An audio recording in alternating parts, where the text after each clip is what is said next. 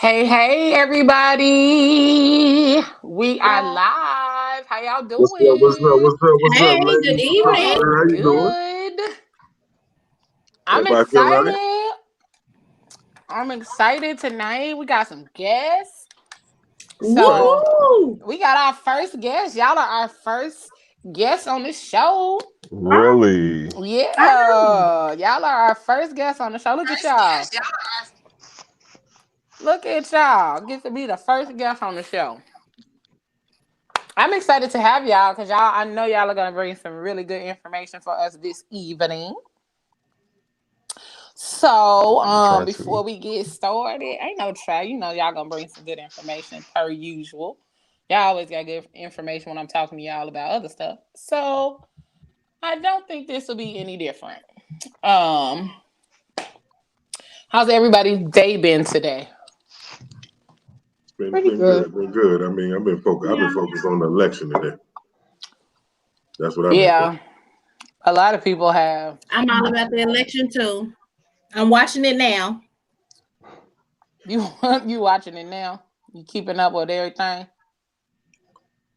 Yes, and I will give y'all updates as they need to be given if something drastically happens or Okay, something cool. drastic happens. I'll let I appreciate it because one of my phones is down, so I got this shit. Oh, that works I got you. perfectly. Don't worry about it. I got you. That works perfectly. What was that? Um,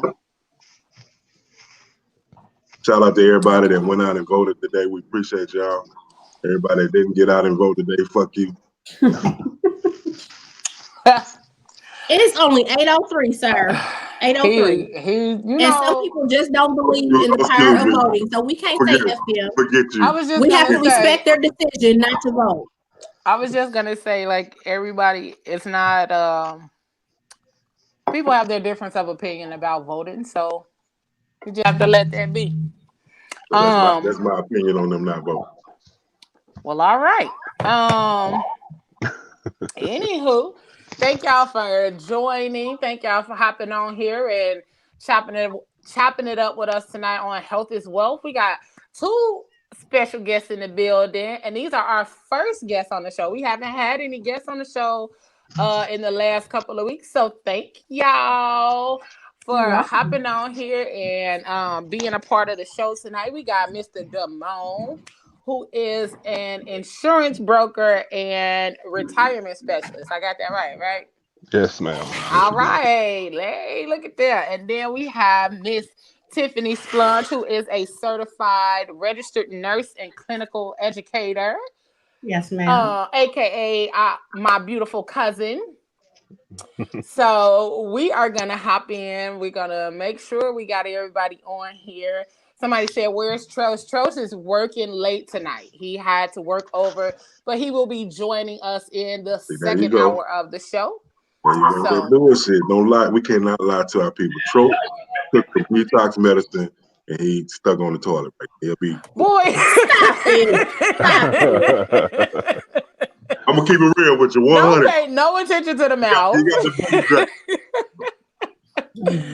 We are not gonna pay no attention to the mouth. We are gonna hop into our topic of the evening, where we are talking about health is wealth. For those of you who do not know, there are a lot of things happening in the world right now, and then especially on today. Like today is a big day for a lot of things that are going on: presidential election, local elections, and things like that. So a lot of our people are pretty much on edge, and but also even going into the fall months, we do have to be mindful of other things that are going on around us, like our health. We are still dealing with those COVID numbers that are increasing again, which is why certain places across the country have shut back down. So we needed to let y'all know that it is important. It is very, very important for everybody to make sure that they are tending to their health in a lot of different ways. So we got Miss Tiffany that is going to help us figure out how we can better take care of ourselves, try to be COVID free, and get our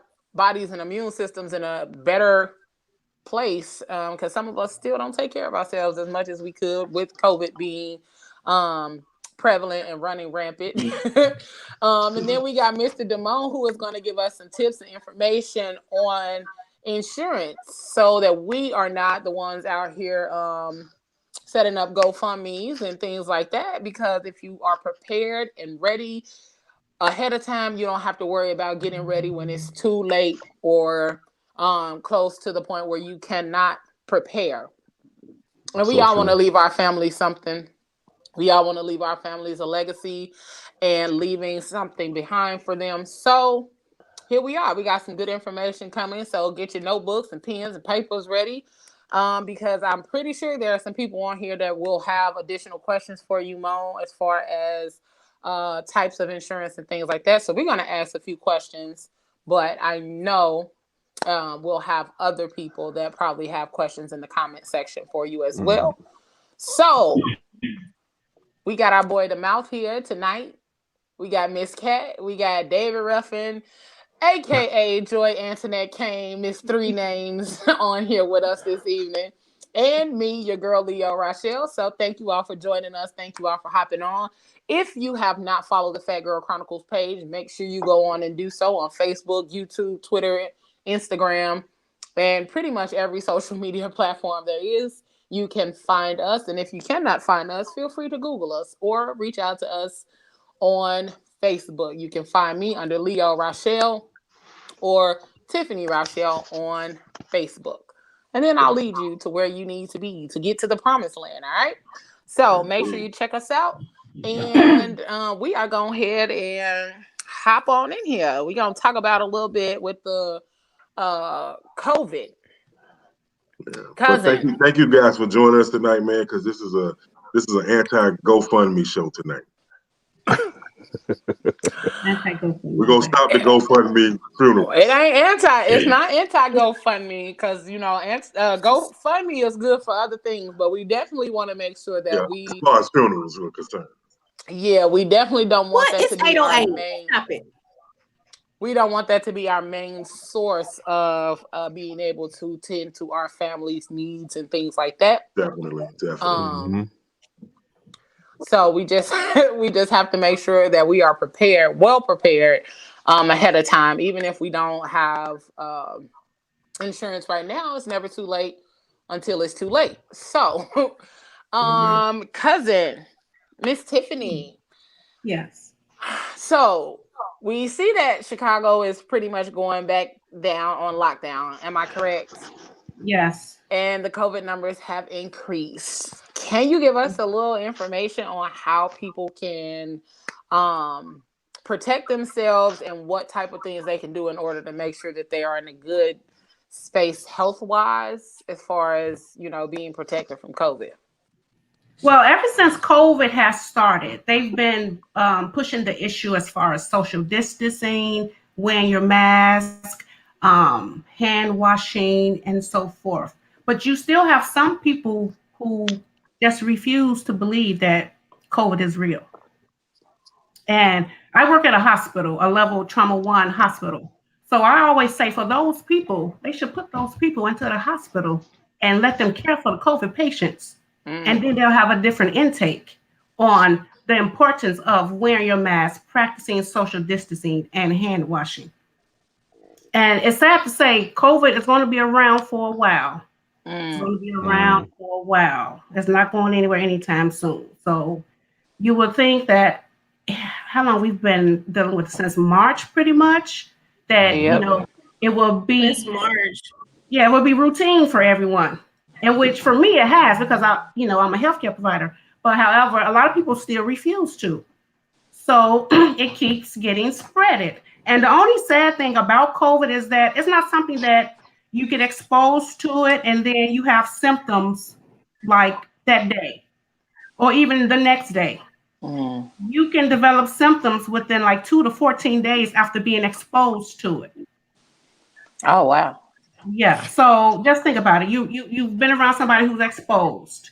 Okay. Now you can have symptoms or you cannot have symptoms and still spread the virus. So it's hard to backtrack who you've been around, grocery stores, at work, any type of human contact,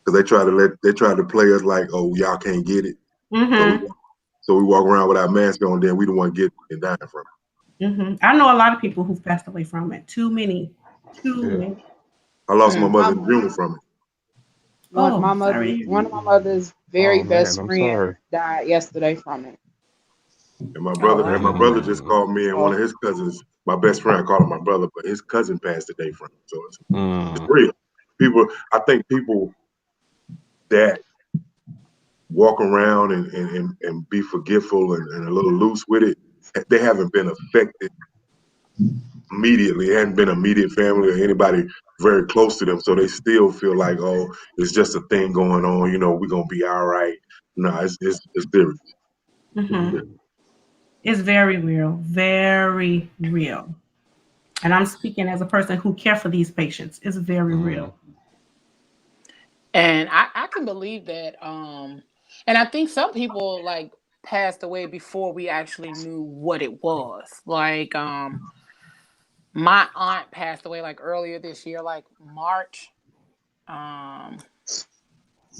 end of February, beginning of March. But they said it was because of a heart attack or whatever. But she had all the symptoms that they came out with after the fact. Like after she passed, they started talking about all the symptoms, and she had pneumonia and a bunch of other things that happened. And so it was like, did she have COVID, or we weren't really sure. Like, that was before they had started giving it a name and started actually diagnosing it and saying what it was and things like that. And so the place that she lived in, there were other people who actually ended up passing away after the fact. So it was like, did she really pass away from COVID, or did she pass away from, heart complications, which we knew she had other things going on, but it was like, was it what they said it was, or was it something else? And so I'm definitely a person that's like, I'm staying my ass at home as much as possible. Like, I'm gonna go to the grocery store, I'm gonna come home. I have been to a gathering or two, but I'm like, yeah, I'm gonna make sure I go right on back home, and and I'm quick to come out of clothes that I've been outside in. I'm not in my house in outside clothes. And I know several people that had it when it first happened, and honestly, I think I had it when stuff was going on, because I got sick and out of nowhere, like at the very beginning of March, around that time I frame. remember you telling me about that, coming from the strip club at that time, but you didn't feel good. Jesus, I cannot. I have one more question. You weren't supposed to tell nobody. That was our secret. Hey, but we got a lot of great comments in. I want to talk about one thing. He said so he wanted. It was a question for you, Tiffany. So is it airborne, or is it just touch, or both? It's both. Both. Okay. It's both.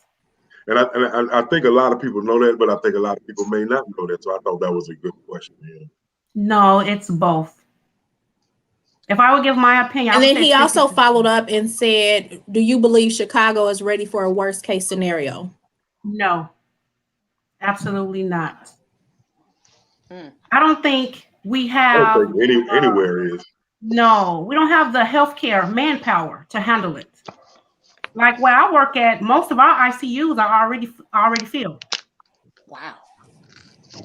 Wow. So I have a cousin too. So no, we are not ready.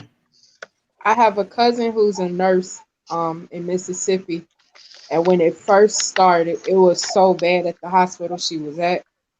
They were getting long supplies because it was just backed up with people. And I asked her about it because at one point she was so overwhelmed because the unit she actually works in she works with the babies, and she took a picture and what she had to wear when she was just normally she would have on her scrubs, gloves, the usual. Now she's like in this suit of armor almost. And she had to tell one of the doctors, because she had to get used to it. She said, I have to step out because I'm going to pass out in this. Because it was hot. It was a bunch of them. They under the lights or whatever. And she said, it's the conditions that the people that have been doing this for a while, it's not the same. It's forever changed at this point. I had to go to the emergency room a couple weeks back, and I've seen nurses get off work. They look tired, but they now look exhausted because of conditions, from going simply just like delivering a baby, a simple task, you wear your scrubs, whatever, to now this plastic head thing situation and dealing with other people that will not stay home. That was when my cousin said, she was like, they coming in here for tummy aches. Stay home. Take Pepto-Bismol. It's nothing we really can do. And I noticed a different shift even with me at the R. The stuff they would take away and do wherever they were doing in front of me, and I'm like, this is our protocol now, because we have to move fast, because it's, and you can't sit, you got to sit all space. It's just nuts at the hospitals. People that are in the medical field, I pray for you all daily, because you all are superheroes at this point. You basically are. Yeah, I agree with that. So thank you, Tiffany, for everything that you do and everybody else that's like literally in healthcare in the front lines. I have one more question and I'm done. So my question is regarding COVID, because things like this are very mysterious to me. And you know how the other pandemics that we had in history, like the bubonic plague and the Asian flu or influenza, or some of these major things that it's like things that took out people. What was one of the fevers? But it was like you get like day 1, 2, 3, you get these symptoms, and 4 through 7 is these, and then 8 through 10 is these, and then whatever, you probably die by day 12. But I feel like with COVID, it's like, what the hell? You know, it's like there's no set thing that is the same in any exact person, because like you said, people are asymptomatic. They have all the symptoms, they can transfer it, but they never get sick. Then there's some people that I know one person that got sick or diagnosed positive on a Thursday, died on a Sunday. There are some people that get diagnosed, they stay in the hospital on life support for 3 months, and then they miraculously or get better. So it's like, is it different strains that are coming out, or is it just so like nobody really truly knows exactly what it is, even though they're saying they know what it is? Because it's not like any other major global pandemic that we've ever had before. It's not. And see, the thing is that everything keeps changing every day. So the CDC keeps doing research and they keep coming up with new findings. So that's why the symptoms aren't the same in everyone, even like caring for them. They first talked about giving Plaquenil and Zithromax and vitamin D and zinc and so forth. But now even all that is changing. Now, I don't personally work in an intensive care unit, but talking to some of the ICU nurses, they always say that once the patient goes on the ventilator, the chances of survival is really slim. And one of my best friend actually had COVID, her and her whole family, her kids too. So I kept pushing her. So she had it the worst out of everyone. And COVID resembles it resembles the flu. It resembles like a normal cold.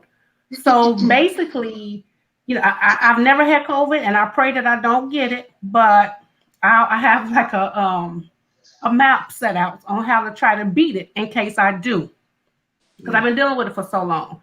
So the only thing I can advise is that, if you do get it, you have to have Motrin, Tylenol on hand. Take your vitamin D to keep your vitamin D levels up. Take your vitamin C and take your zinc. I've also added sea moss to my daily regimen. Yeah, it's about that immune system. So you have to stay active. I think Kat was a little concerned about her throat. Her throat? Her throat, yeah. Her throat. So, I'm fine, thank you. It was a reaction to the smoke, but I am actually keeping an eye on my cough and my breathing. But I do think it was just a reaction to the smoke. Thank you. So Ms. Sanchez had a question. She said, what are your thoughts if someone gets COVID at work? Should the place shut down or do a deep cleaning, or just clean and carry on with opening a business as usual? It just depends on where you work. If it's a restaurant, then obviously I would hope that it will shut down and do a deep sanitation, and then test out employees. But if it's a place that can't shut down, like where I work at a hospital, the person who has been affected is quarantined at home. And then everybody else just monitor for symptoms while they still come to work. So it just really depends on where you work. I've known people who worked at factories and an employee was tested positive, and they shut down the whole plant and did like a deep clean, and everybody had to get tested before they come back. But the only thing is the sad thing is that COVID, your symptoms don't come right away. So even if you are exposed, let's just say you get tested within like 3 days from the date of you being exposed, and it's negative. Okay, now what if you still don't have symptoms, but here it is 10 days later, you positive. Now you've been around everybody, you've spreaded all these antibodies to people, all these germs and stuff. Now you've affected so many people. So that's the only thing that I don't like, that the symptoms do not come right away. People who are asymptomatic spreads it. I had a question about that. Like I hear people saying that they're symptomatic or whatever. So is this more like the people that are with no preconceived, like you don't have a cold and then before you get it, or you just like your body's more, your immune system is more stronger, so you're not really battling it like some people that are in the hospital? Is that's what asymptomatic is? Like you can go home and fight it yourself, like your immune system can withstand it if you just stay away from people. Your immune system is strong enough that you're not showing symptoms. Okay. However, you are carrying the virus. Okay. And you can spread it to other people. I've known people who've had it in September and are still positive to this day. Wow. Marcel. Oh, wow. That's deep. He said, what exactly, if you can briefly tell us, that COVID is doing to the body? Why does it make a pre-existing condition deadly? Okay, so what COVID does is that when people pass away, people don't pass away from COVID itself. They pass away from the complications. And the most common complication that it develops to is pneumonia. Yeah. And everybody knows pneumonia affects the lungs. Mm-hmm. So that's why people get put on ventilators, because they can't breathe. They can't breathe on their own. They can't meet the oxygen demands in their body. And as far as pre-existing conditions, it lowers your immune system. People with hypertension, obesity, diabetes, all those things, it lowers your immune system. So that's what makes you susceptible for catching it. And that's the best even if you don't I have heard. In conditions, you can still catch it. So, I mean, they really don't tell you all this. It's like you have to deal with it enough to kind of like rule out, basically you figuring it out on your own by being exposed to it. And I think that's the hard part for everybody, is because people are trying to like do what they can to build up their immune system, to build up their, and then still try to stay away from people. But also, like, the way the world has opened up, people are like, man, but I want to get out this house. I've been in this house since March. I want to go somewhere. I want to do something. Or if I'm not out publicly, I at least want to be around some other people. But being around other people is when you could probably catch it the most. And so it's that catch-22, you damned if you do, you damned if you don't. So I think that's what's making it harder for people, because a lot of people want to be able to get out and do stuff, because some people literally have been in the house since March. And they're trying to figure out, okay, if I go here and I go there and I do this and I do that, I'm one of them people that if I don't have to go nowhere, I'm pretty much not. I've been in the house. I'm gonna sit in here. I'm gonna do my business. I'm gonna work and all that other kind of stuff, because I really ain't trying to go nowhere. And I take my vitamins and all that other kind of stuff. But at the same time, I get nervous about being around other people. I get nervous about being out and about sometimes, because I'm like, You know, everybody is not cautious. Everybody is not changing their clothes. Everybody's not No. washing their hands. People are trifling and filthy. And, you know, if you go in a public restroom, you'll see how filthy they really are. Mm-hmm. So, like, you don't even have to go that far. So, us knowing that people are disgusting to a degree where it's like, sheesh, I really don't want to be around people. Mm-hmm. So, it's almost kind of like you are, I don't know, like you're like in a bubble, or you're trying to keep yourself in a bubble, but at the same time you want to pop the bubble. It's like I just want to pop the bubble and then go back in it for a hot second. You know, I want to step out and see what I can do, but then go right back in it. But Mm-hmm. I think when you step out, that's when it becomes dangerous. So it's hard. It's really hard trying to navigate the waters of trying to be safe, but still have some level of normalcy. And I think that's what happened when our levels had decreased. Everybody was like, okay, you know, the levels has gone down. Let me step outside a little bit. So they stepped outside. Okay, I'm good. I didn't get sick. Okay, man, this COVID, they lying about this COVID. This COVID is not real. Let me go back outside again. So now they continue to go back outside, and then guess what? Everybody's outside.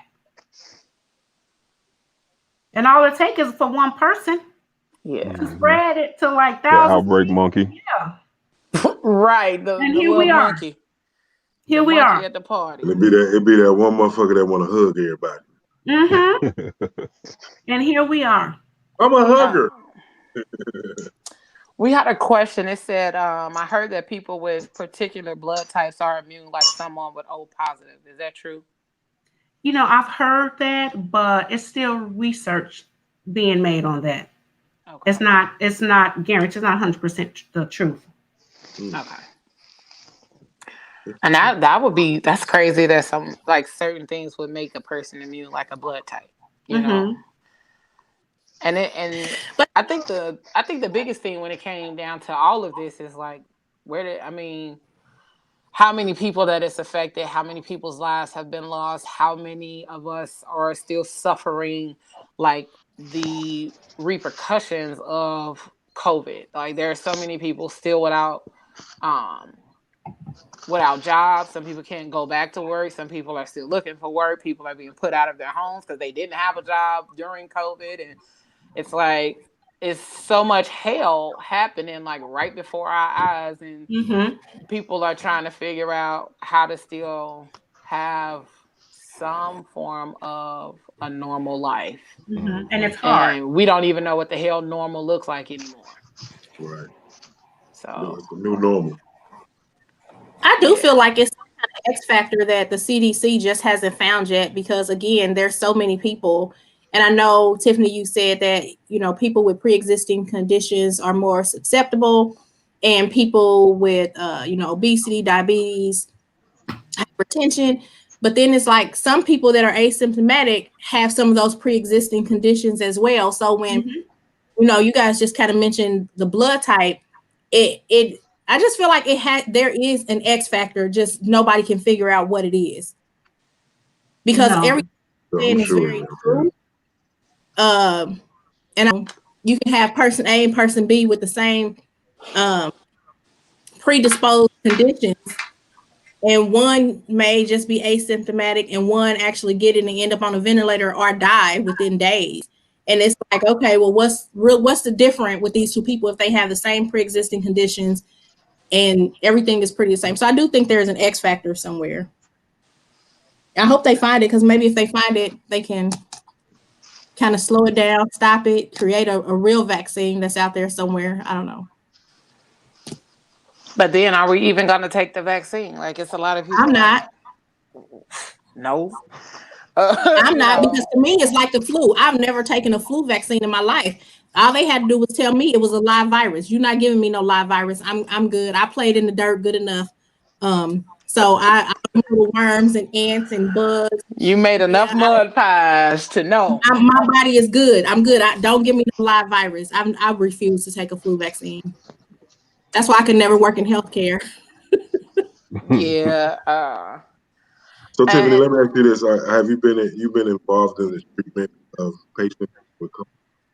Yes, I have. So do you guys use the plasma treatment now? Are you guys using the plasma treatment where they take where they use plasma from people that have had it and survived? No, we haven't gone that route yet. No. Most of our treatment is medicinal. We just use all medicine. Okay. So that's a thing they're doing now. So they have a treatment where they're taking plasma from people that survived COVID and using plasma in their treatment of people that have. I don't know how successful it has been or unsuccessful, but I know when my mother went in, they were saying that was one of the options they were trying to do, but it was in such high demand that it took 3 or 4 days before you actually did it. And I think, I think it depends on who you are, your skin tone and what hospital you're in too, And probably insurance too. Yeah. Yeah. That's why I say it refers back to hospitals as well too, because the inner city hospitals, you got a lot of people that don't have great health care. So those probably are the ones where it's taking a little longer to get the proper medication to that. That's true. And I mean, since Tiff mentioned insurance, we gonna go ahead.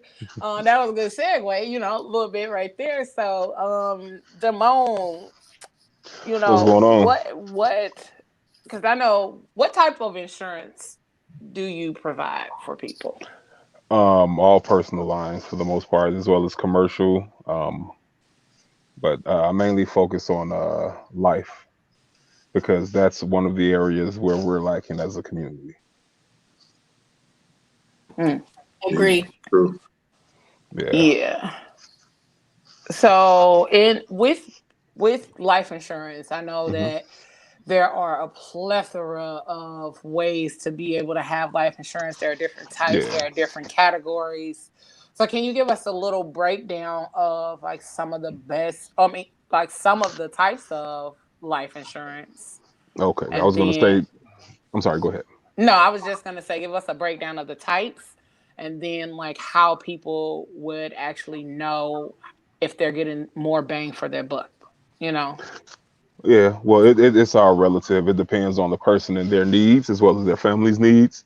So, the main two types of life insurance is considered what's called term and then whole. Term is literally just that, like for a period of time, a certain term of years, and then whole is just that, like throughout your entire life, as long as the premium is paid. But I mean, there's no best. Like I said, it depends on what it is that's needed, and it depends on like the type of money you want to spend. Just being honest, typically term insurance is cheaper. Well, I'm like it's inexpensive in comparison to whole life.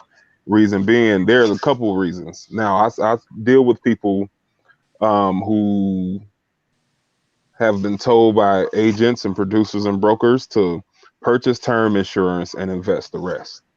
Now, don't get me wrong, I sell term insurance. I offer term insurance. But my thing is, a lot of people don't know that term insurance, the probability of term insurance paying out is 1 to 2%.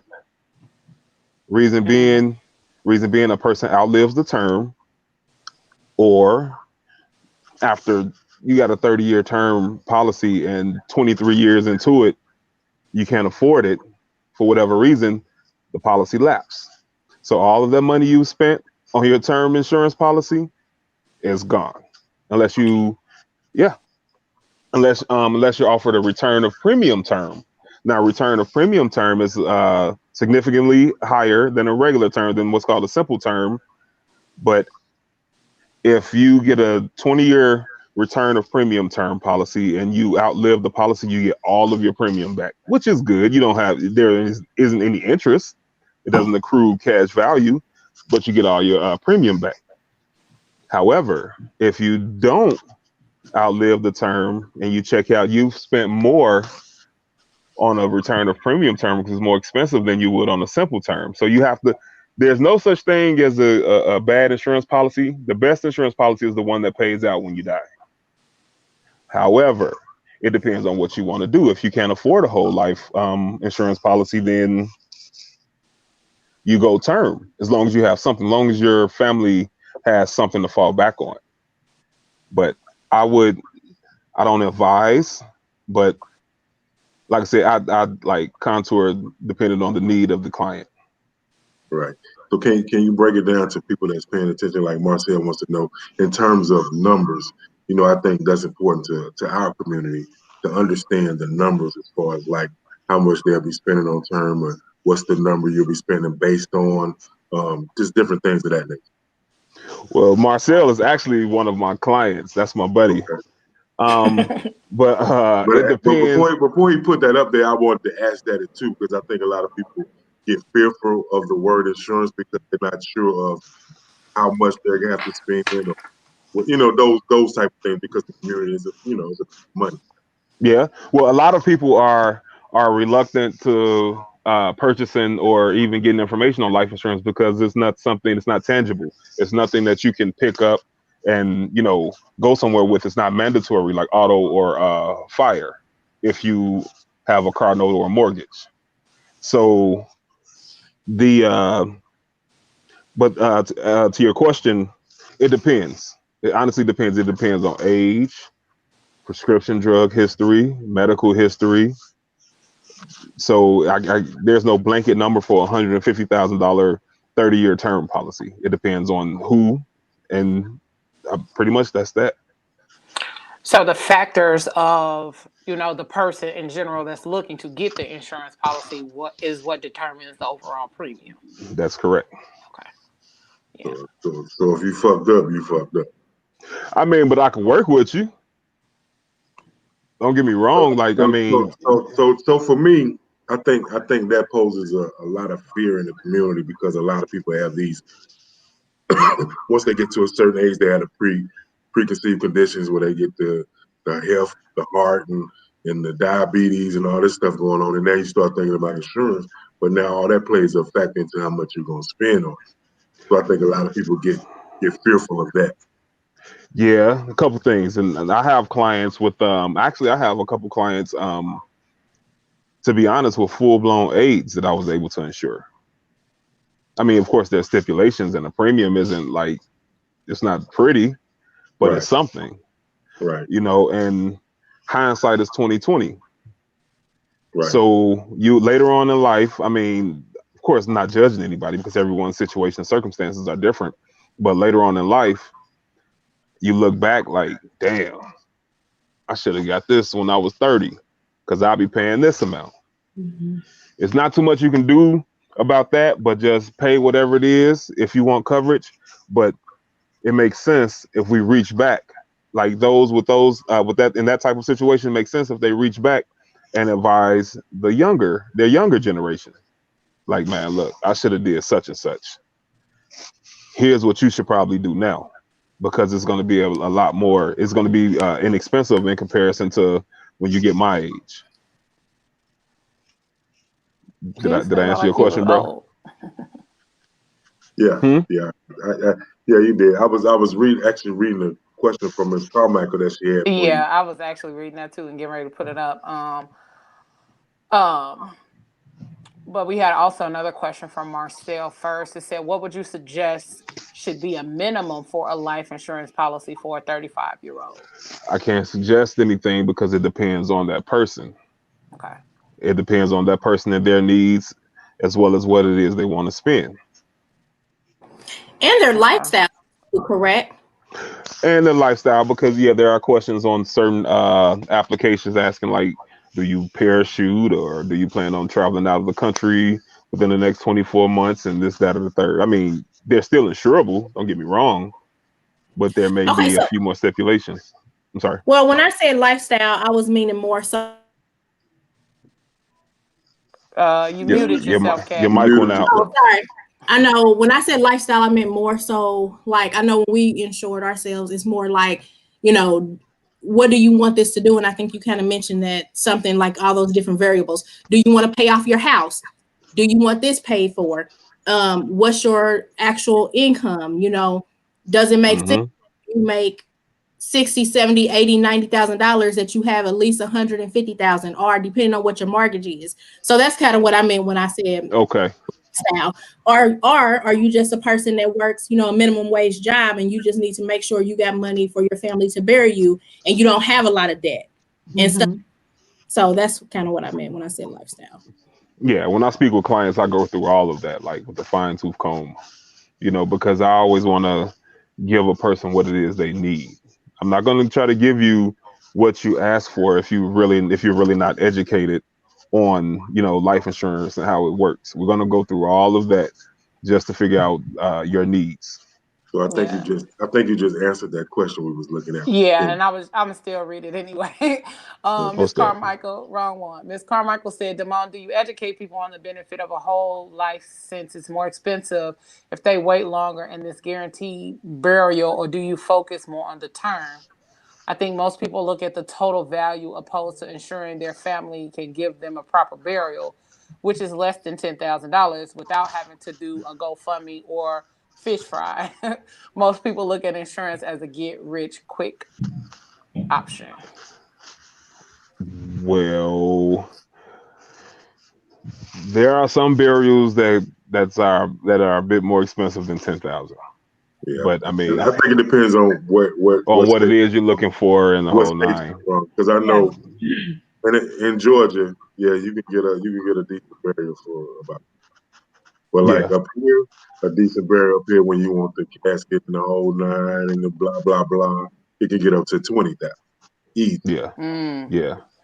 And as far as what you say, most people look at insurance as a get rich quick. I think those are the family members. Hear me out.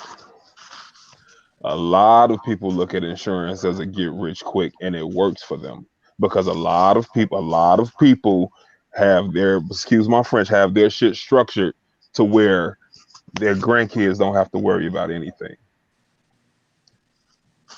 It makes sense if we start to look at it the same way, because it's hard to get out from behind the 8 ball, man. When you live there, you've been living there. Yeah, we've had it hard, keeping it real. We've had it hard, and we're used to it. We know how to survive. But when you can if I can put my grandkids who don't even exist in a position to exist and not survive, I'm going to do just that. You follow me? I think as a community, I wish we were more informed earlier than the generation now is being informed, because I remember being a manager, a couple of years ago at a restaurant, and I was talking to people about insurance for my employees, and he kind of explained to me, like, at 20 years old, if you just start saving $5 a week or $5 every 2 weeks, by the time you retire, you got $1 million, $1 million plus dollars. I was like, well, we weren't educated like that at a young age to understand that, $5,000, I throw that down the street. You know what I'm saying? Like, what I'm saying? Like, who you throwing it at, mouth? Who you throwing that $5 at down the street? I've been to a few strip clubs in my life. But I'm just saying, like, to have that knowledge, to understand, like, something as frivolous as a $5 bill or $20 bill that we blow on frivolous shit, that could have changed my life where I'm at now. Like, yeah, that's real. Yeah, or you can look at it like this: transfer the risk.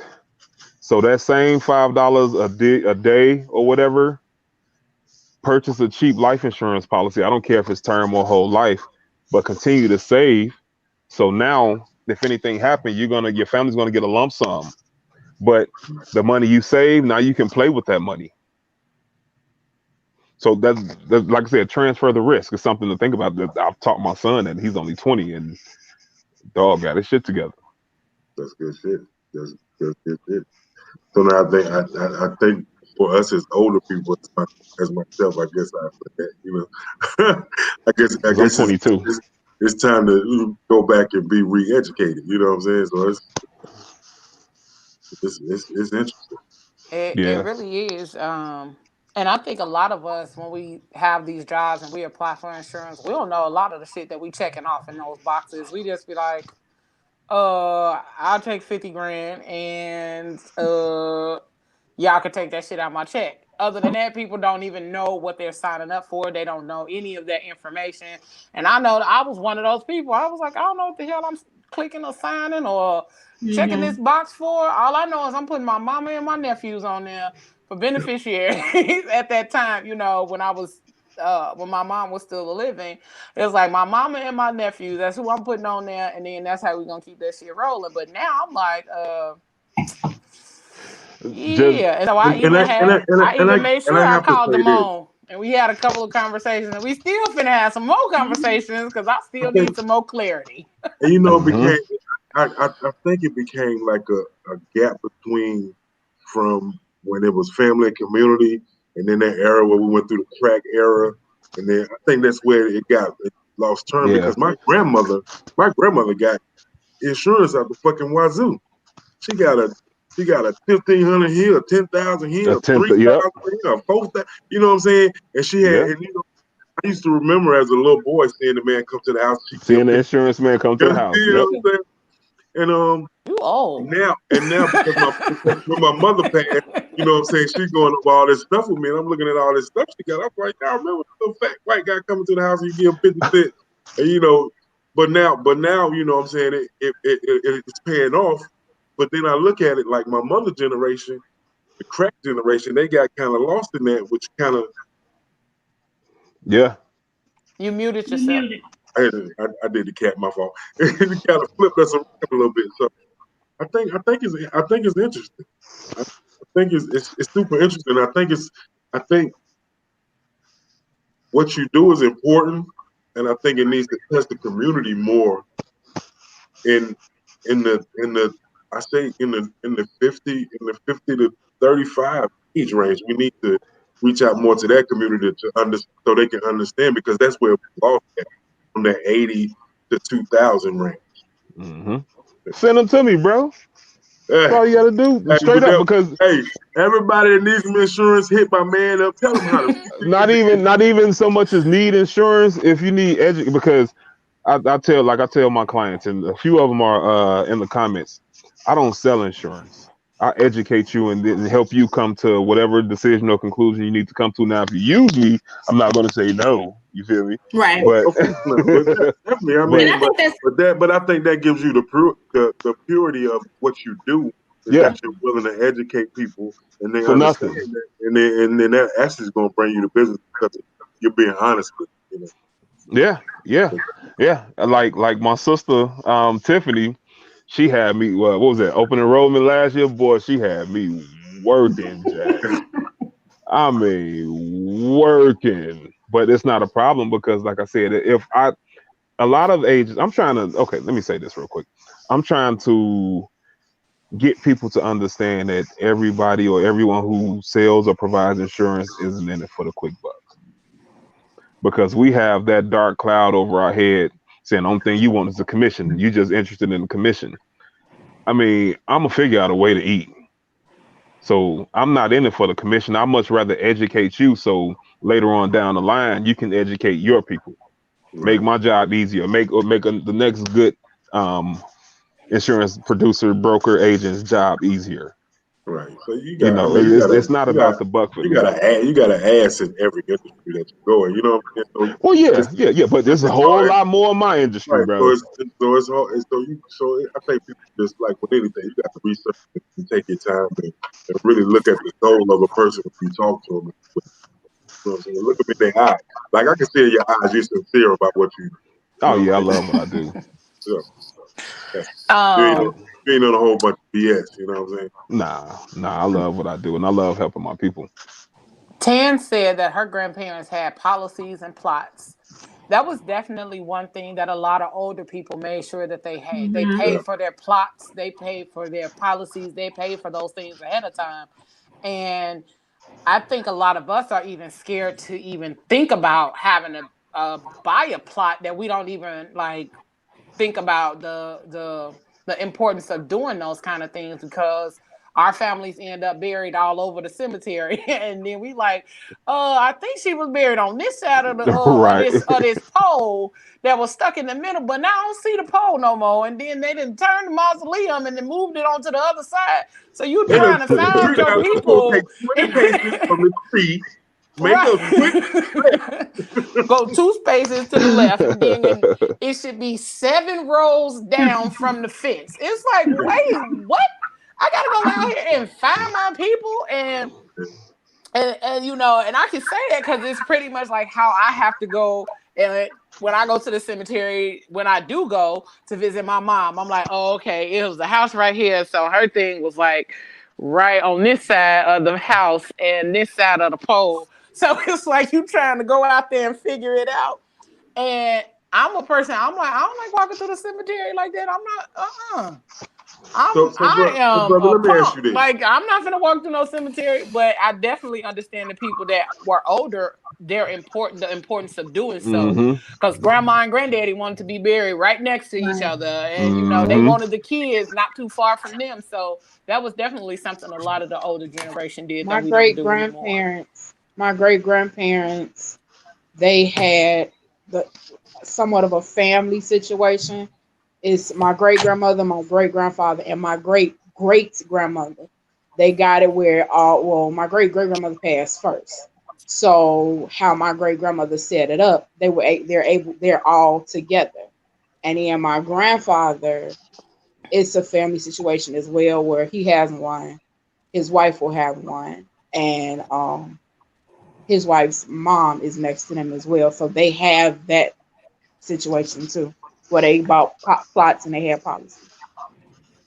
Let me ask you this. So with us talking about COVID and the COVID situation going on, it has been a lot because I've been through it. It's a lot more difficult and a lot more challenging as far as like doing a funeral, doing this, that, and the third. Has it affected you as far as like people that you deal with? Like if you have to go, like let's say one of your clients, and then they come and because you have a rapport with them and you're trying to deal with them as far as like their payout and what they do and how they get their money. Has that affected the way the insurance part goes? Well, on the front end, it's affected who's eligible. Reason being, they added a few more questions to the applications. And one company that I will offer policies through in May, as of May 1st, they like cut off a lot. You had to be under 70 to get a policy. And if you're not under 70, you have to get what's called a single premium whole life. So if you want a $50,000 whole life policy and you're 71, you had to pay like upfront a single premium.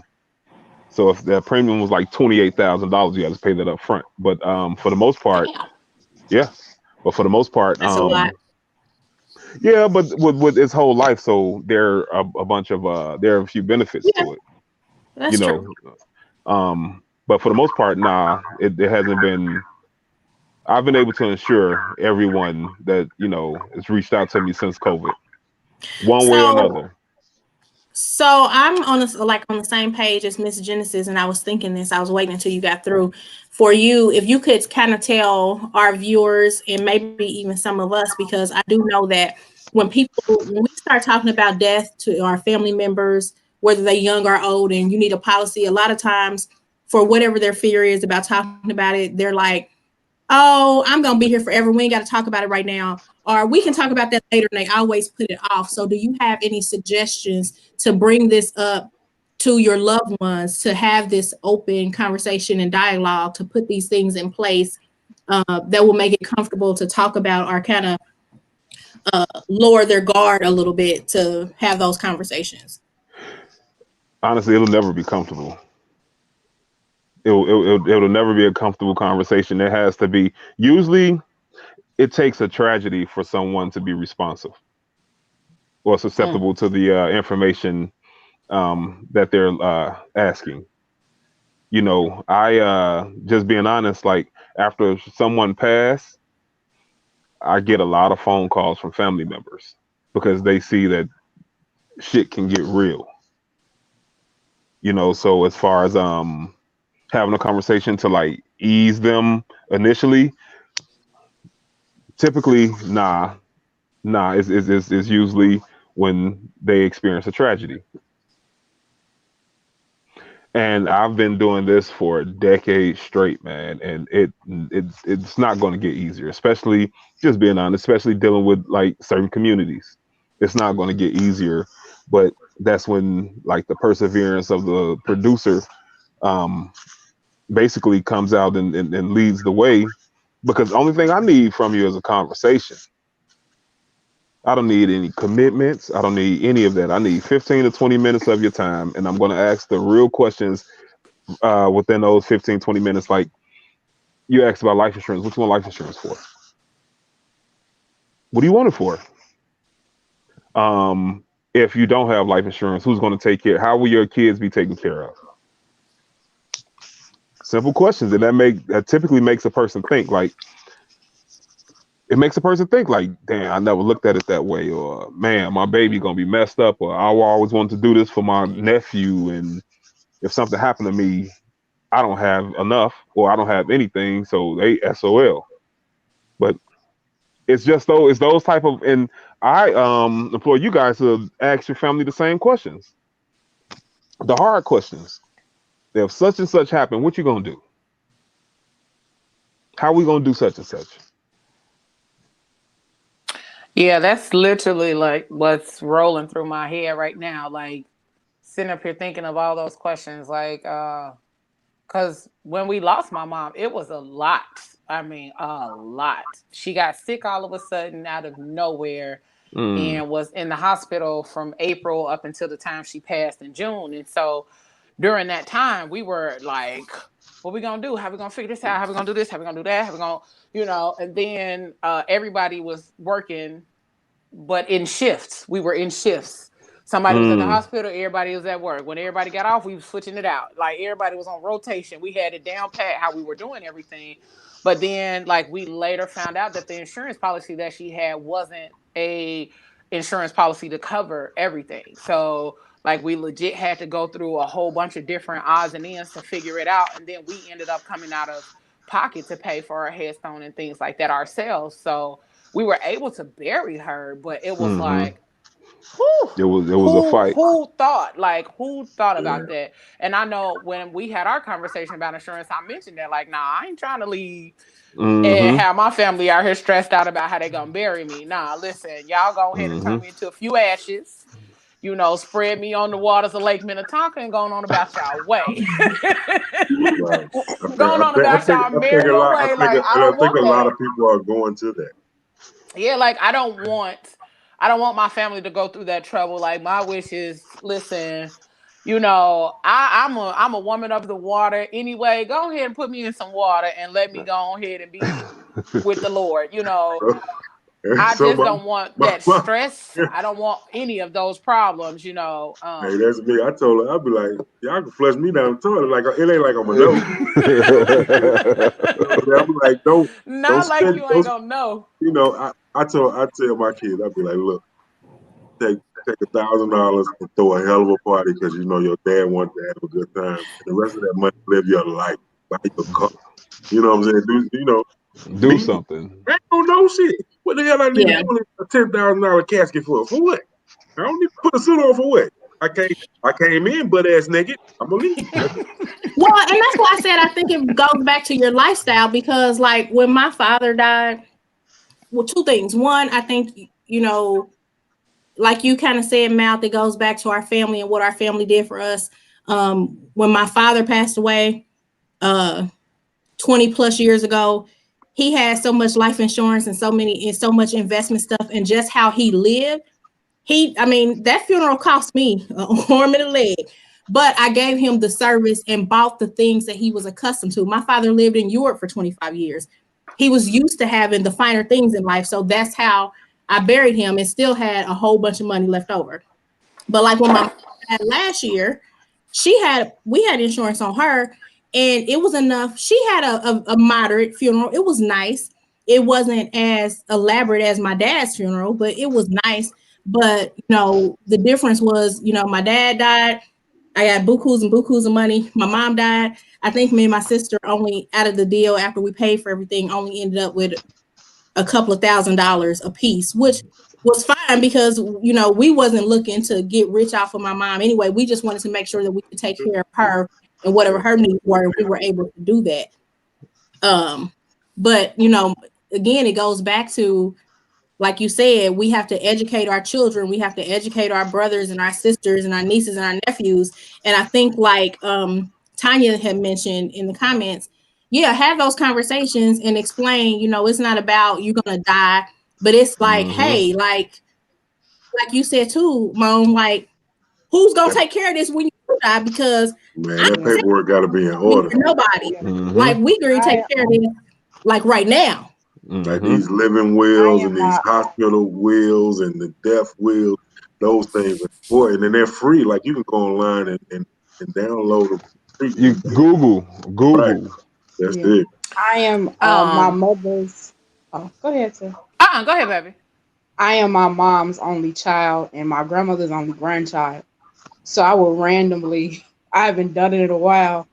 I would randomly ask, y'all still got y'all life insurance together? And they would just be like, what? You should. I have to, and I haven't done it in a while because in the last few years we had a lot of death in my family. So I try to ease up off of them. But with my mommy and my mother, because my dad is deceased, so I'll sit with her and I'll talk.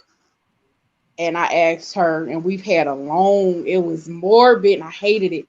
But she had surgery and it was a routine surgery, but even routine stuff can go left.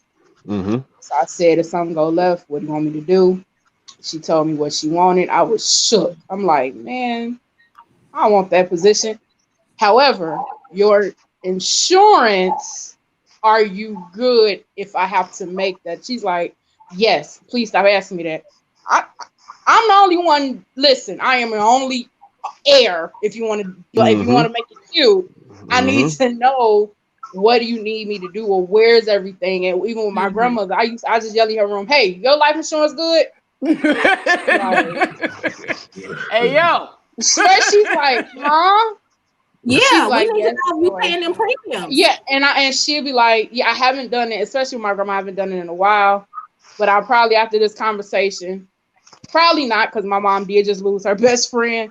But maybe in the next few weeks, I'm gonna be like, "Yo, Ma, you still solid as a rock? You still solid as a rock? You still good?"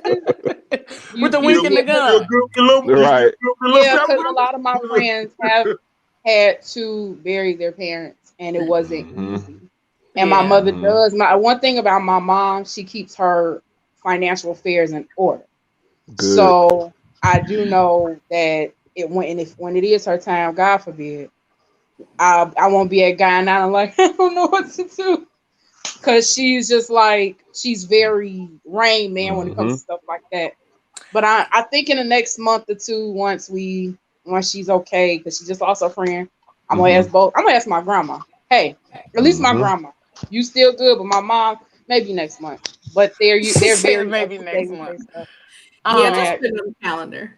Because the conversation is very uncomfortable, but I have it. I do.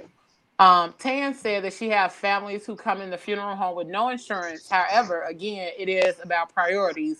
These folks will still bring $200 jeans, a new pair of Jordans to put on deceased, and the whole family have on t-shirts, yet they do not have money for burial or the cemetery. Yep. We all know if you don't have the money for opening and closing, there is no funeral. Wow. And I remember Tan telling us that she works at a funeral home, and I'm like, she used to do makeup and hair and stuff. Yeah, but her what a body just sit there. You would if not they think. Bury. Yeah, you would not think. Knowing, like meeting Tan, you would not think that that's what she did. Like she's so like bubbly and like silly and all that. This some of her work right here. This some Tan work right here. Wait, what? That's what I want to do so Where did you pull that from? That is my dream job. I want to be a mortician. I have a 19-year-old daughter. She's not here. She actually. You want to be a mortician? Oh. It's actually pretty cool. I know someone. Since I was a little girl, I guess because when my dad died, that was my first, like funeral or whatever of someone I knew close, and I wasn't afraid. And that made my mom and grandma go, this kid is not shook, and this is her parent. I was sad, but that is literally my dream job, is to work in a funeral home. I know it's a little odd. I definitely wanted to ask this question because Marcel asked it a little while ago, but he said, how do you feel about retirement apps like Stash and Acorn? I was going to ask you guys to put that up. Whatever works, man. Honestly, whatever works. If you're seeing gains through those investment apps, follow the market, because I had several clients come to me crying, some literally, because when COVID hit, their 401ks took a dive. And if you know, and I'm going to segue into something else, but yeah, just follow the market, educate yourself, and if it works, it works. Know when to hold them, fold them, walk away, and run. And what was I going to say? Damn, I forgot. But it happens. I'm old now. But yeah, there are different products out there. You want guarantees. When it comes to you can use life insurance for retirement as well. A lot of people don't know that. Those are some of the living benefits of a whole life policy. So you can structure your portfolio with minimum, moderate, and maximum risk. Maximum, of course, playing the stock market, the S&P 500. Moderate is, and a lot of people don't like the term annuity, but there are some things called fixed annuities, fixed index annuities, to where your money is invested, and if there's any profit, you share within the profit with the company. So the profit is 50-50. However, there aren't any losses, because if just say whatever you invest in your money in, if it tanked, then that's why it's called fixed. That's why you're sharing into the profit. I mean, that's why you're sharing the profit. So if we up $1,000, I'm gonna give you 5, and I'm gonna keep 5. Say I'm the company, I'm gonna keep 5. But if we go under 0, if we negative, you're gonna stay at that 5. Wherever you are, that's where you're gonna stay. That's moderate. And minimum risk would be a whole life insurance policy, because that way you can it accrues cash value over time, and I call the whole life insurance policy a volatility buffer. So if the market tanked and your 401k is affected, and I've spoken with Tiffany about this several times, both Tiffany's actually. If the market tanked and your 401k is affected, your IRA is affected, or your mutual funds or whatever is affected, you can live off, depending on how you structure your whole life policy, you can live off of the cash value until the market heals itself, so to speak. Yeah, I do remember that part of the conversation, because I was like, oh. Yeah. Okay, then, because it makes a lot of sense to be able to, like, you're reaping the benefits of what you've already been paying into already. Yeah. And you don't have to wait until, like, you've checked out of here and your family gets to reap those benefits. You actually get to reap the benefits of you being a responsible adult. Mm-hmm. And so, being that I want to be a responsible adult, I'll be calling you this week. I already know. Listen, I just told my friend, like, I need to grow up. I'm ready to grow up. I'm ready to say, I'm a big kid now. Like, I legit, like, it's a lot of things that I overlooked or took for granted until all of these things have started happening within the last 5 years. Like, I lost my mom, I lost a best friend, my uncle, my aunt. I've lost a lot of people within the last 5 years, and I took all of those things for granted as far as insurance and, the benefit of those things. Like, I know about insurance, and when I had a regular gig, I definitely signed up for it, made sure it was paid. But now that I'm not working a regular 9 to 5, I'm like, well, you still need some coverage, little girl. Because you never know what can happen or how things are going to take a turn, as we see with COVID.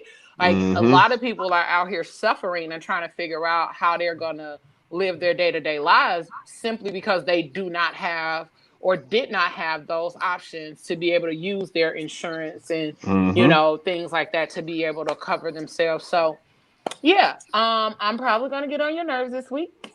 No, I'm gonna be texting you like a mom. I think that everybody this.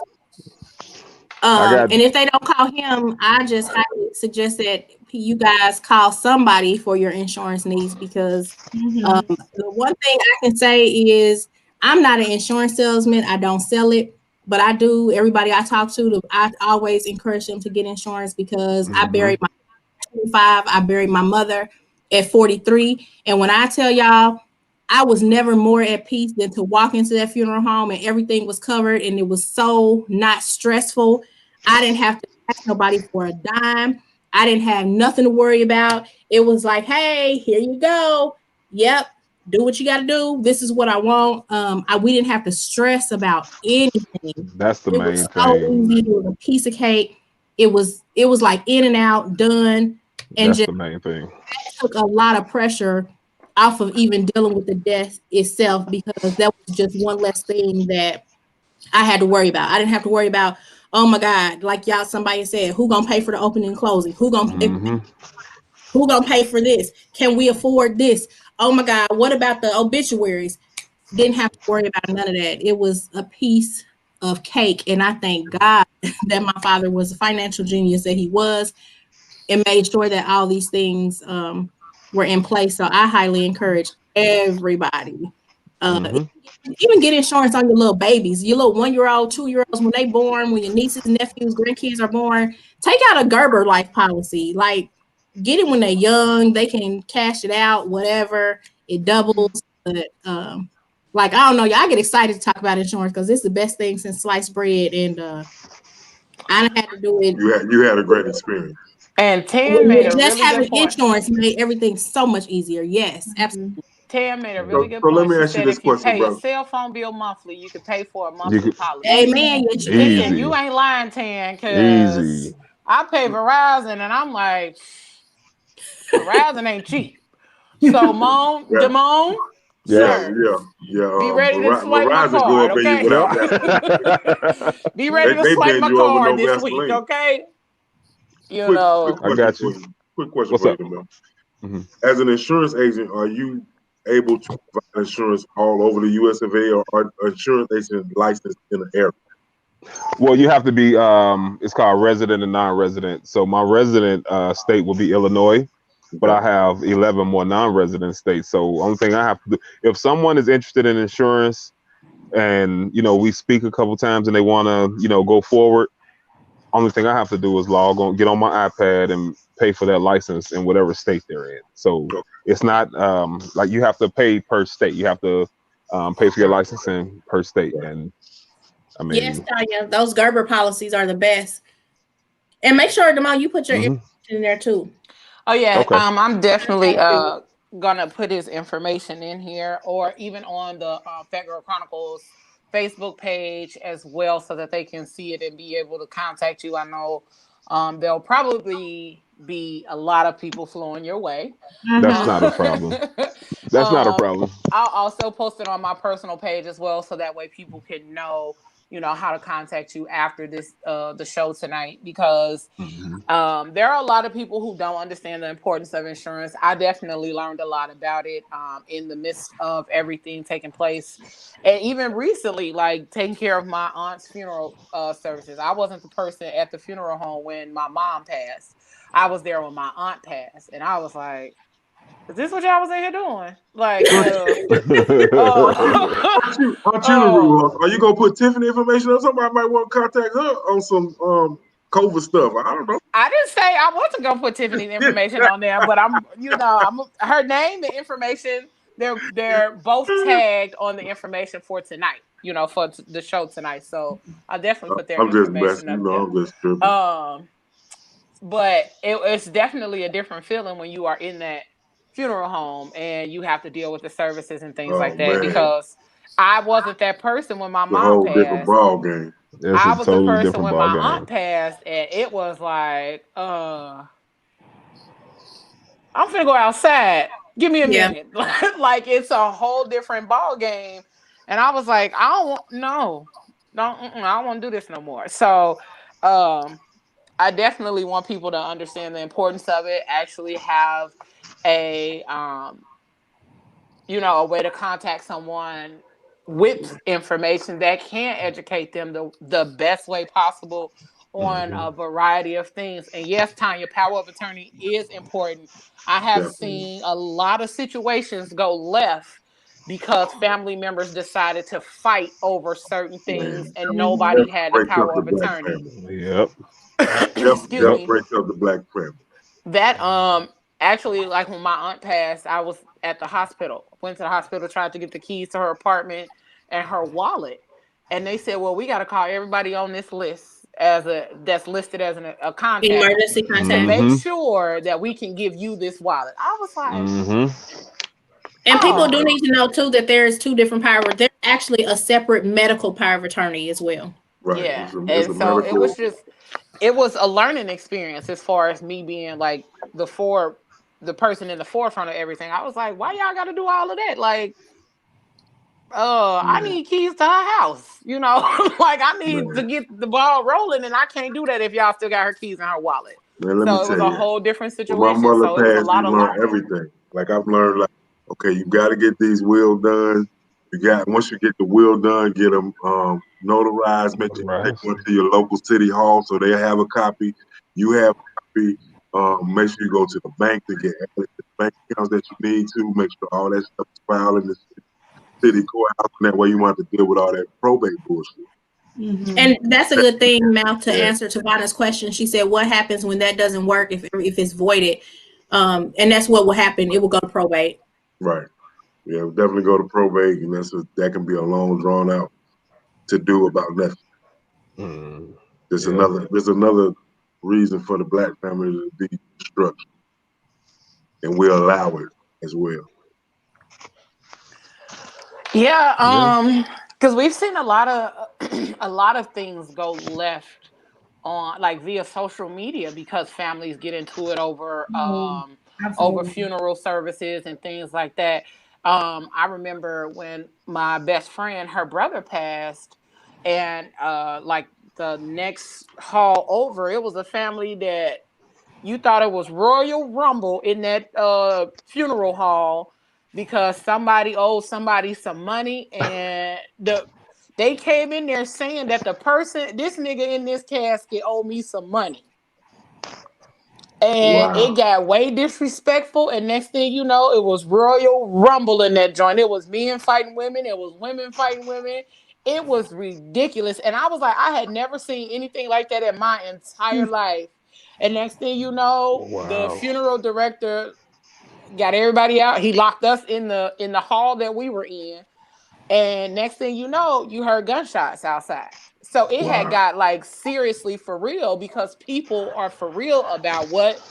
And it's like I had never experienced nothing like that in my life, but to see how serious people are when somebody passes away about money and property and things that don't even matter anymore, like that experience along with the personal experiences I've had, yeah, it's for real, for real.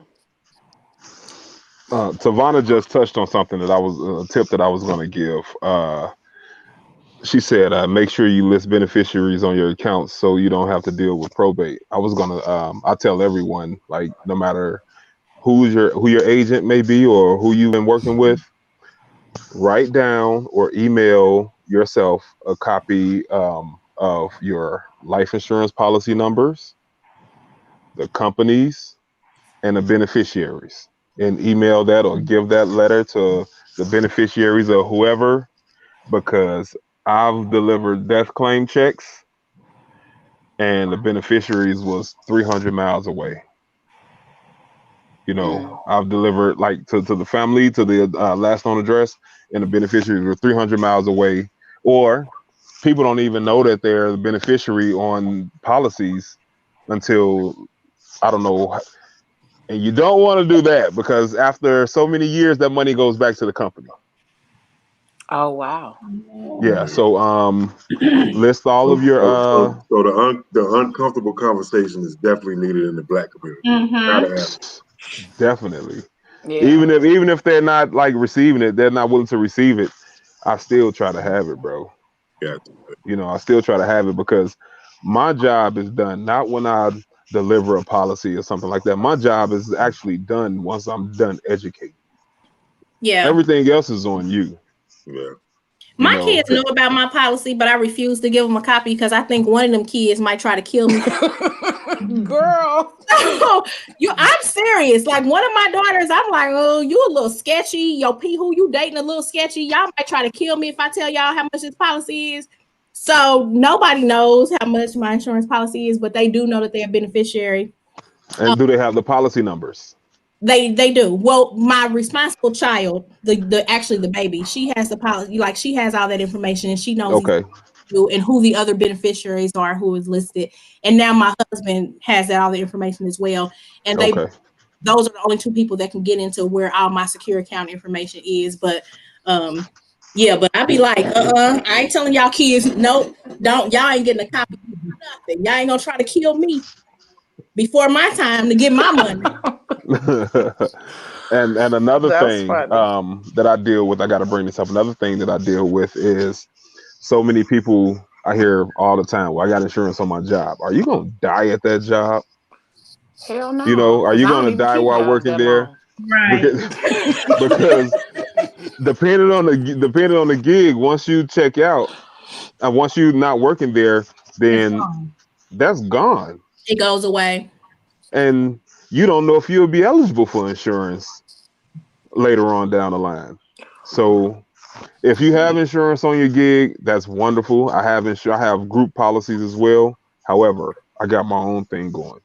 Because if I decide to stop selling insurance for certain companies, then I lose those benefits. You know, so just, keep an eye out for that as well. Good stuff. I learned that about myself. I don't stay on job long, so you got to do your own thing, right? You got to do your own thing. I need my own damn policies. Y'all piss me off too tough. I'm out. See y'all. Yeah, so yeah, definitely get insurance of your own, and even additional insurance. Even if you are at that job for a long period of time, like still have additional insurance because you never know what could happen. With that job. A lot of people think they're going to be on their jobs for a long period of time, and then the whole place decides to shut down, and then you're SOL.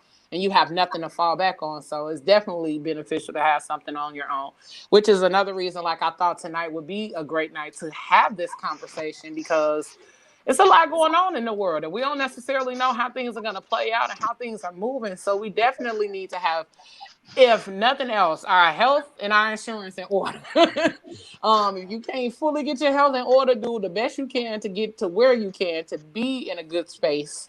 But also make sure you got that insurance. And even if it comes down, do you help with people in learning about investments or is it just insurance? Nah, insurance and retirement vehicles. So yeah, it's I help with any and everything that's gonna either pay your family or pay you once you finally retire. I mean, I've been helping Tiff, and she's I ain't gonna put your business out there as far as how many millions you're gonna have. She said, as far as how many millions you're gonna have one time. Nah, she since I've been helping her for the past year, she got her stuff tight, and of course I didn't make any money off of her because that's not what I'm looking to do.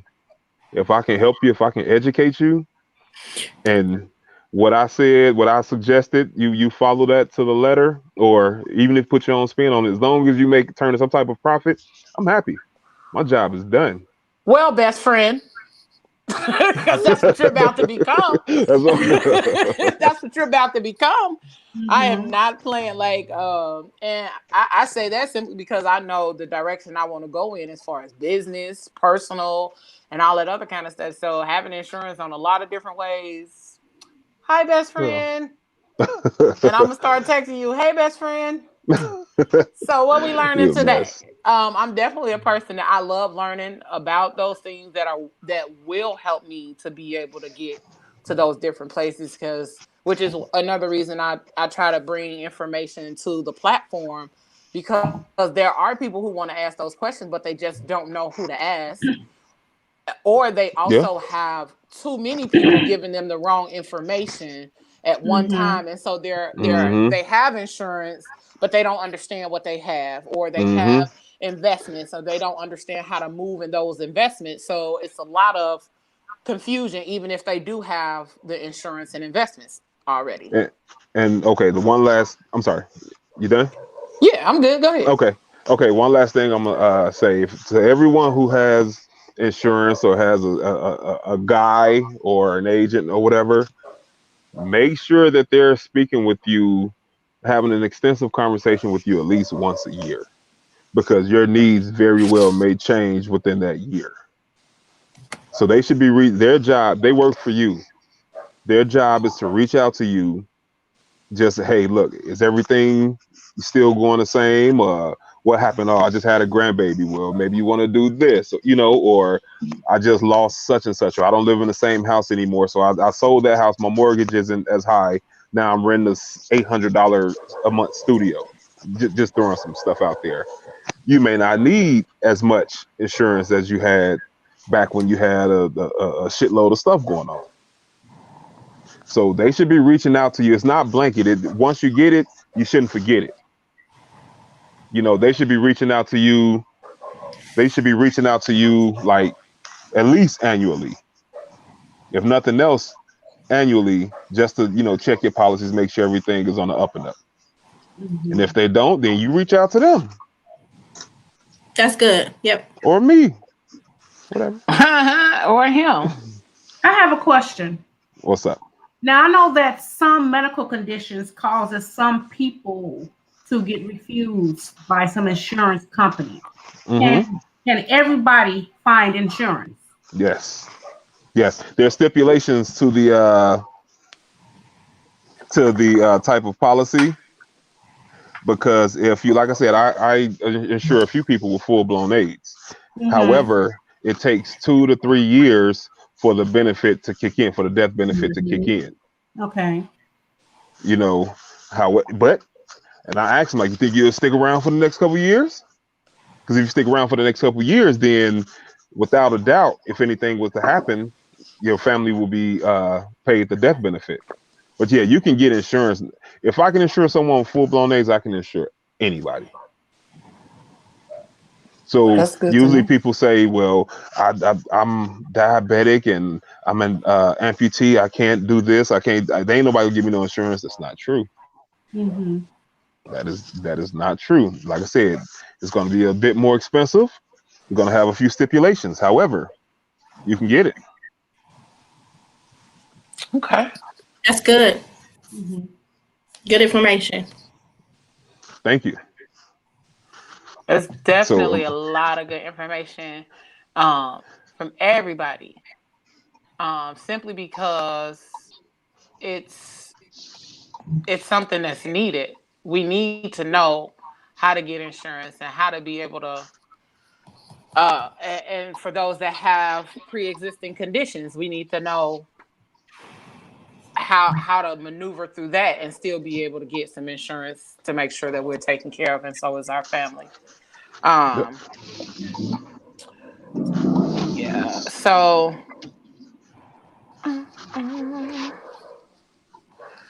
we've been over here giving some good information. Y'all done gave some good information. There's a lot of They have. a lot of answers,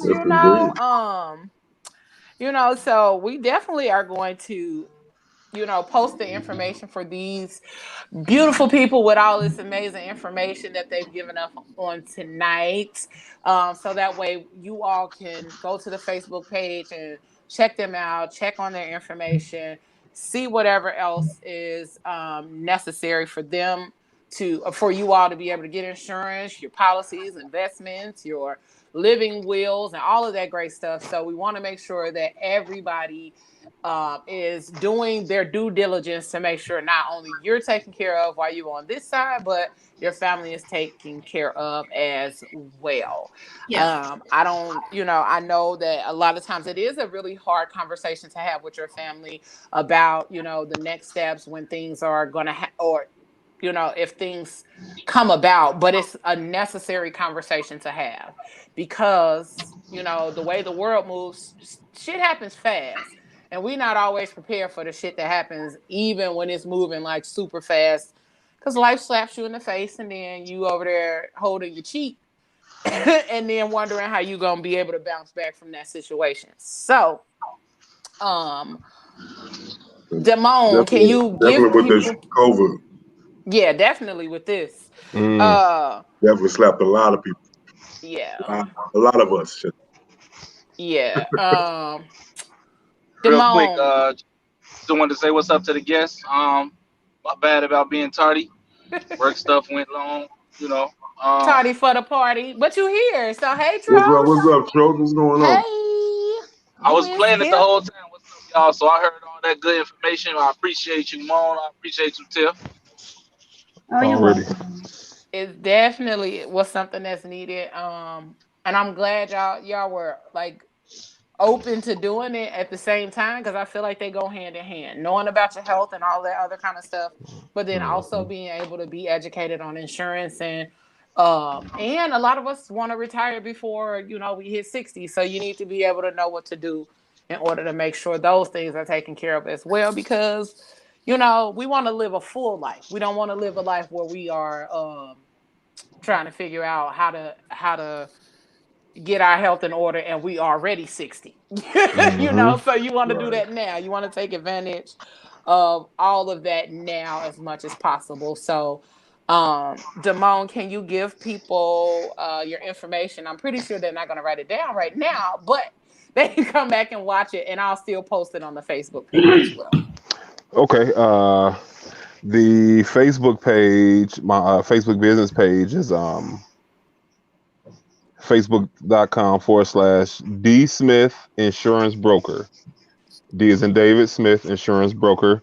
And my business cell is 847-224-0577. I suggest you shoot me a text first, because all these campaign calls and stuff, I'm not answering on the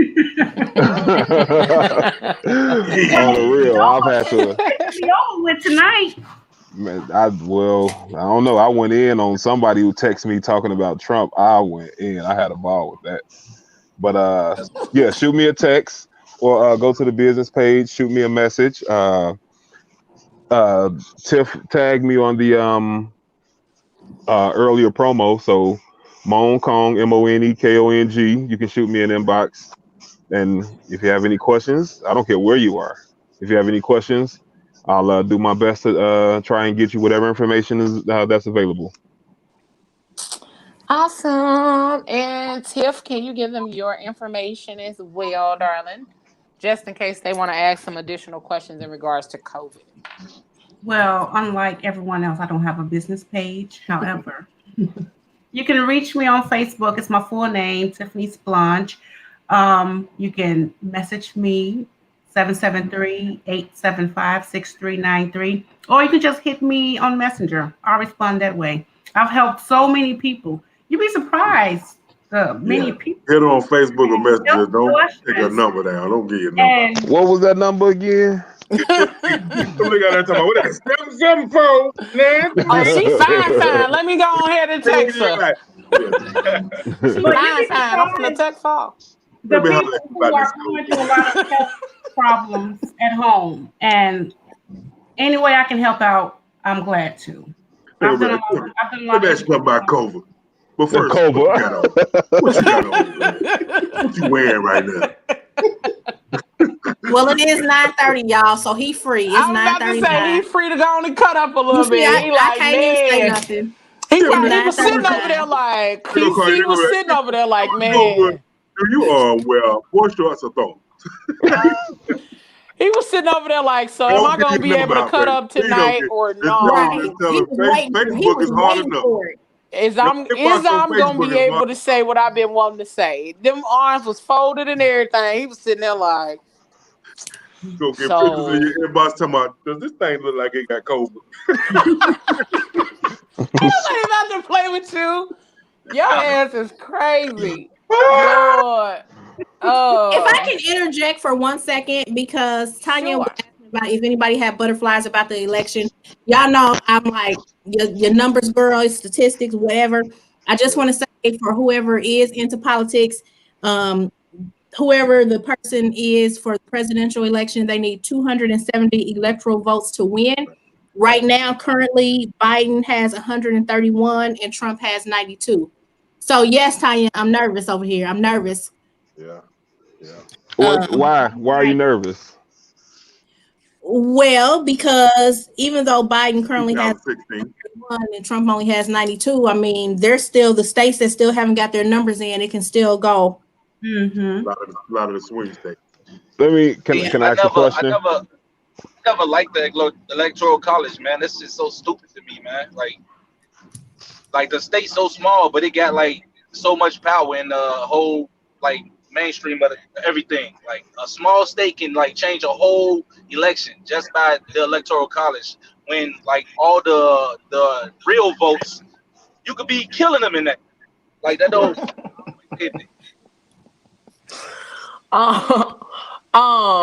Well, Somebody you had a know, question. Yeah, she was. Mone, cut you off.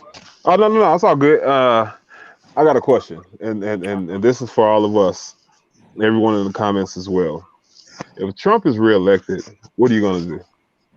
There's nothing we can do.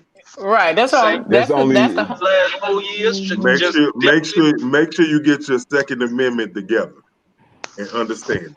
you Make should sure have you been have done all that. your Right. affairs in Should have order been the did it, best way you You should but have you been can. done definitely that need to do it now. when they gave us the opportunity for CCW, or if you don't have a FOID or whatever, you should have been done that. I Right. mean, but you I get definitely it. agree with you. But Yeah, I'm going soon. what I mean, like, what's gonna we've You lived going through where? some tragic Concealing carry. stuff. We've for sure. lived through what? And Yeah, we A what I was have. story was like, a story it's was even more scary this time because this motherfucker just did all this shit for 4 years and get what? Oh, right. That motherfucker, these motherfuckers. Hey, I'm sorry, I can't stand that motherfucker. Yeah, No, me either. but seriously, you know, I feel like it is a concern because I know one of my people that I know that currently live in Texas. I know she had posted earlier that, you know, some of the people out there are going crazy that are Trump supporters, and she was all kind of black bitches today and all kind of other vulgar names just driving down the street, which I know Blow at that them. happens all the time. I get it, but I feel like it's tonight heightened. will be heightened, and I feel It's like heightened. what Chicago is doing in any of these other states. But I know here, you know, they basically said, yeah, y'all gonna come tear some shit up. We shutting everything down. We boarding up these buildings, which is kind of like, oh, let's board the buildings up because people are gonna come tear up and do all these things. So it's just kind of like, you know, I just feel like things are just heightened a little bit, and things do have the potential to get a little crazy. And you know, I by me working in that area, you know, it's concerning to me. I probably gonna have to take the next 4 or 5 days off of work because I Girl, get yourself carrying. Get my yourself little carrying. clients gonna be like, Miss Miles, and you trying to send us back to jail? We about to pass. I live in the Porter County area, and they just had a Trump rally. They disguised it as a Blue Lives Matter, but it turned into a Trump rally on Willow Creek this weekend. And so I can tell and the atmosphere has shifted, the energy has shifted a lot. And I don't usually go out to the world super anxious, but coming home to a predominantly white area had me very nervous. And because they do like to act the fool a little bit in Portage, little slick stuff. And I've seen more Trump flags on the back of trucks. with Confederate flags. You would think we was in the South. Riding up and down the street for the past couple days. It's definitely heightened. And it's exhausting. Even with like seeing some of the police out here, you could just tell where they mindset is a little bit. And it's just like I left my niece out. I had to watch my nieces today. I got home and I was gonna get something to eat. I'm like, you know what? I ain't even at home. I'm just gonna take my black tail in this house and sit here because I don't know what y'all on out here. I could just tell y'all feeling some type of way. Indiana gonna do what Indiana's gonna do. It's a red state. Always has been. It always has been. So I didn't have my fingers crossed for Indiana. But like I said, living in a predominantly white area, and they got, I mean, it's the biggest Trump flags I've ever seen. Like, who's custom making this shit? Like, it's bigger than the American flag. Like, who's taking the time to make y'all these motherfuckers? Fuck around that shit got a Tommy Hilfiger sign at the bottom of it. Like, in the corner. It's one truck out here, y'all. I was doing shipments. This truck had Trump flags, Blue Lives Matter flags.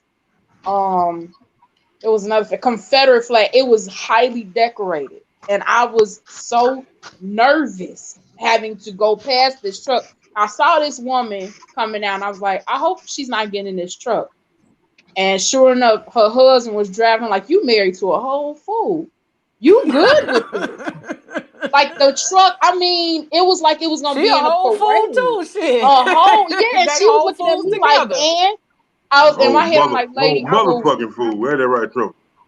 And in my head, I'm like, lady, I will mow you over with this Jeep. Get in your car, and I'm gonna go my way. You go yours with your Klansman husband. Listen. I'm the right one on the wrong day. Leave me alone, man. So I honestly took my. Tell them. They don't know David Ruffin. I took my short David Ruffin. I took my short black tail home today, and I've been here. I don't know. I don't care what I'll need in the next hour. I'll just sit here because I don't. Nope. I definitely went and got some waters and some extra tissue and things, you know. Yeah, we got that. Like, we don't know what's really gonna happen. I mean, I live up the street from Family Dollar, and I live in the hood, so I ain't pretty much worried. But you know, but at the same time, I will say if I do go out, I'll go out with someone. I won't go out alone by yourself. Yeah. No. That would definitely be whenever Trump does something. I'm not gonna lie to y'all. I don't go by myself because, like I said, I do live out here with all these other not melanated people. And they still look at me and my family like the audacity of y'all moving to Portage with your black asses.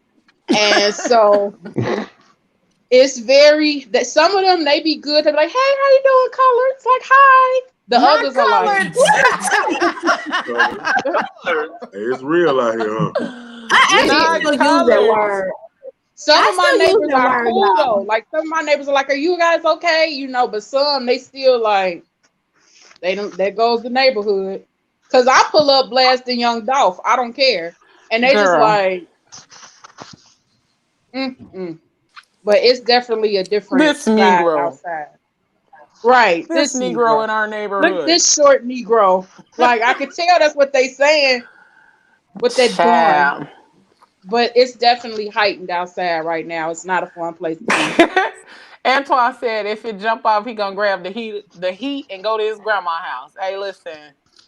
That's the best way. You always safe at Granny house. You always safe at Granny house.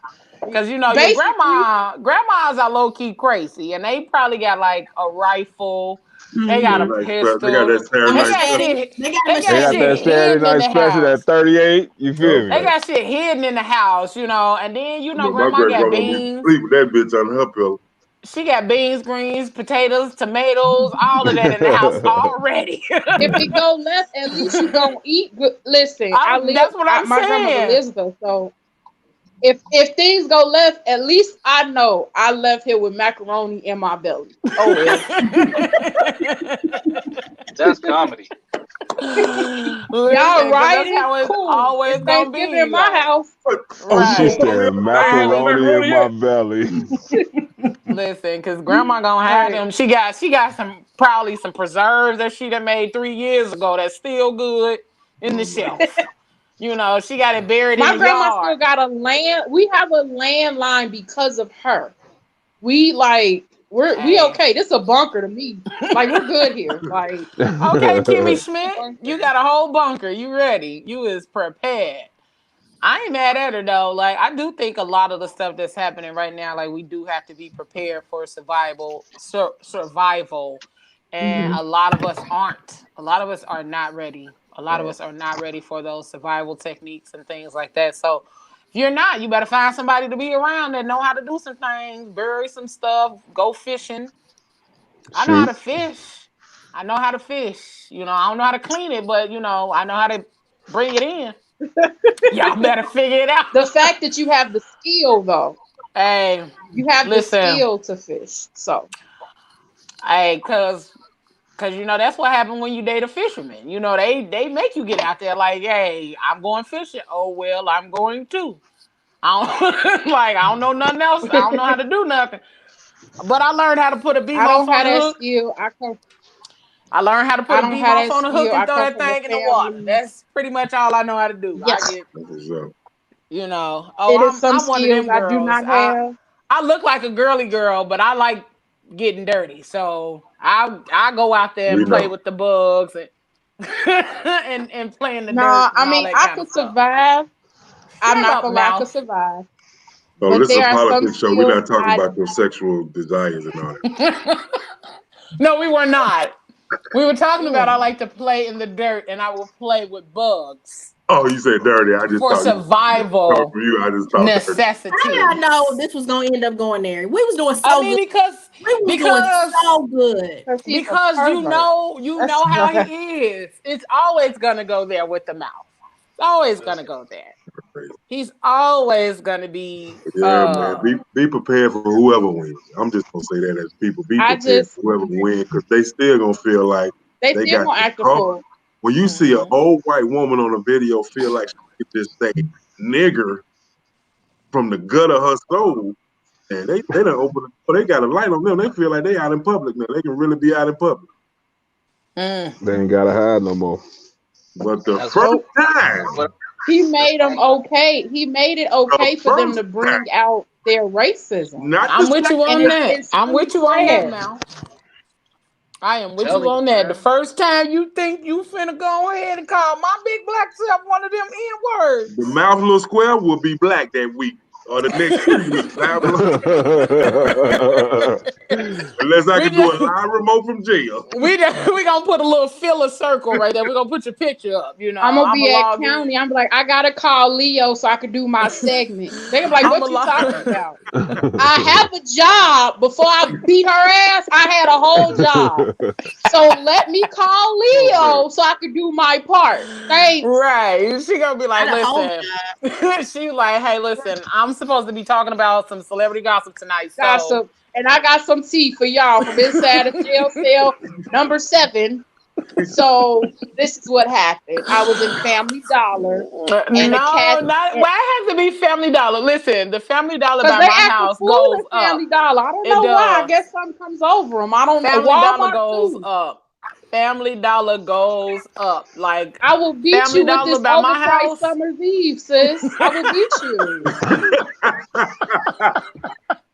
Don't do that. All right. Not overpriced. To the Phat Girl Chronicles. That's the show right there. Right. Well, so I thank y'all for being on here tonight, joining us with all of that dope ass information. Of course, we always gonna have our comic relief. We always gonna have our bullshit conversation because that's what we do from time to time.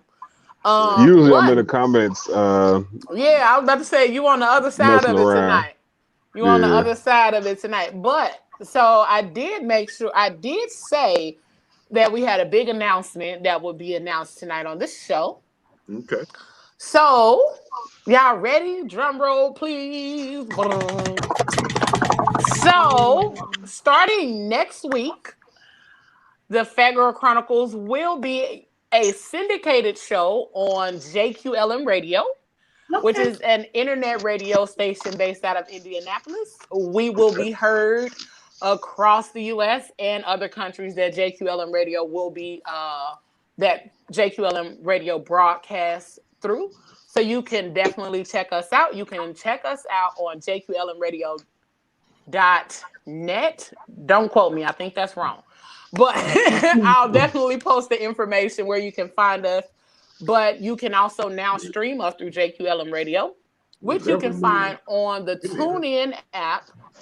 And you can, if you have a Apple or iPhone, you can download the TuneIn app, type in JQLM Radio, and you will be able to stream us there.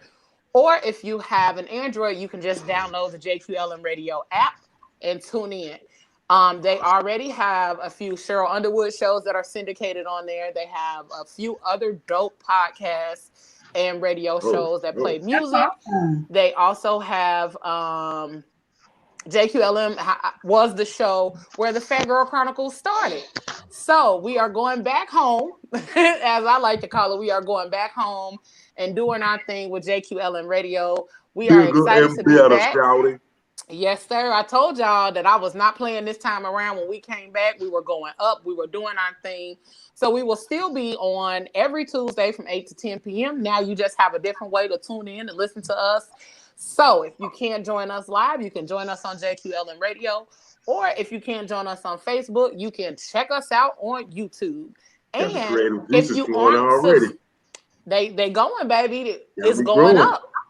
Hey, theme song is coming to mind. Theme song coming to mind right now. Tell them all the platforms where we at. You know what I'm talking about? Yeah. So also, the podcast is available on Google, Apple, iHeart, Spotify, Amazon, Audible. Anywhere you can listen to podcasts, you can find the Phat Girl Chronicles. You can find us on Anchor. You can find us on Spreaker, iTunes,